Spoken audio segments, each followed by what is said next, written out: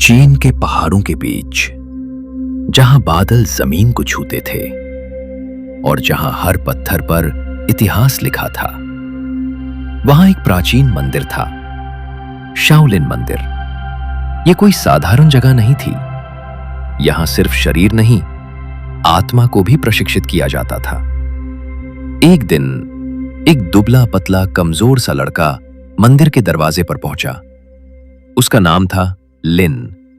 उसकी आंखों में डर था, लेकिन उससे ज्यादा एक जलती हुई आग थी। वो दरवाजे पर झुका और बोला, गुरुजी, मुझे ताकत चाहिए। दरवाजा खुला और सामने खड़े थे महान गुरु झेन। उन्होंने लिन को ऊपर से नीचे तक देखा और बोले, ताकत? तुम तो हवा से भी गिर जाओगे। लिन ने सिर झुका लिया, लेकिन उसने हार नहीं मानी।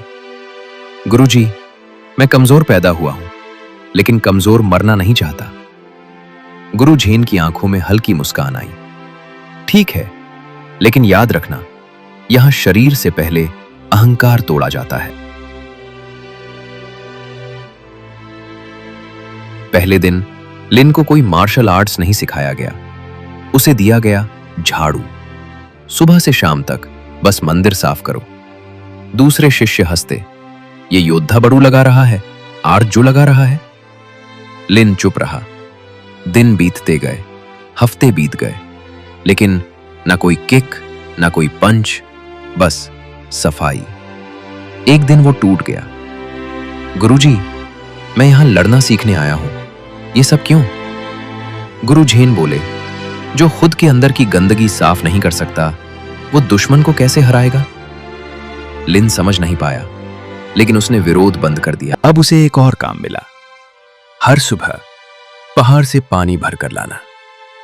बाल्टी भारी थी, रास्ता कठिन था, हाथ छिल जाते, लेकिन लिन रोज जाता। एक दिन वो थककर गिर पड़ा। मैं नहीं कर सकता।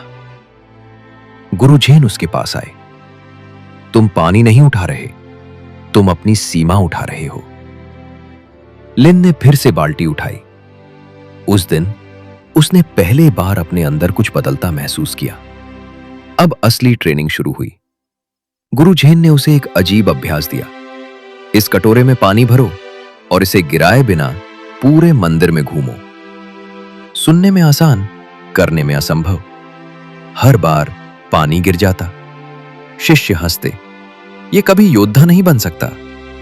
लेकिन लिन हर बार फिर कोशिश करता।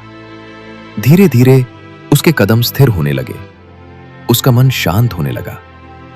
एक दिन वो बिना एक बूंद गिराए पूरा मंदिर घूम आया। गुरु झेन बोले, अब तुमने समझा, असली ताकत हाथों में नहीं, मन में होती है। अब असली परीक्षा शुरू हुई। लिन को लड़ाई सिखाई जाने लगी, लेकिन हर दिन वो हारता। हर बार वो जमीन पर गिरता। उसका शरीर घायल था, लेकिन वो उठता रहा। एक दिन वो रो पड़ा, मैं कभी नहीं जीत पाऊंगा। गुरु झेन बोले, हारने से डरते हो या सीखने से? लिन चुप हो गया। उस दिन उसने दर्द को दुश्मन नहीं, दोस्त मान लिया।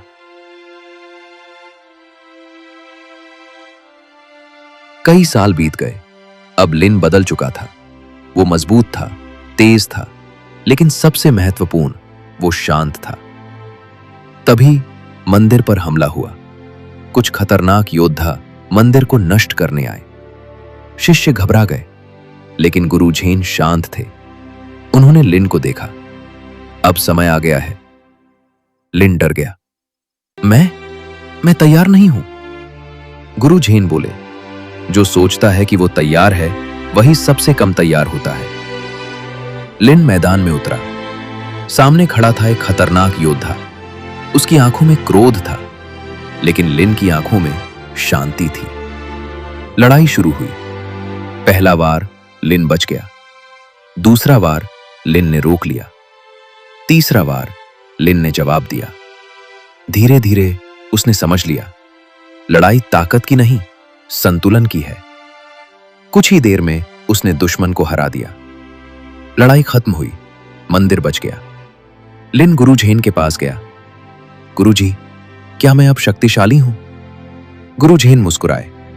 जब तुम ये सवाल पूछना छोड़ दोगे तभी तुम सच में शक्तिशाली होगे।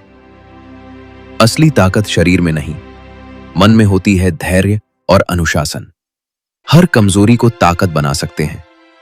दर्द से भागो मत, उसे अपनाओ। जो खुद पर जीत पाले उसे कोई हरा नहीं सकता।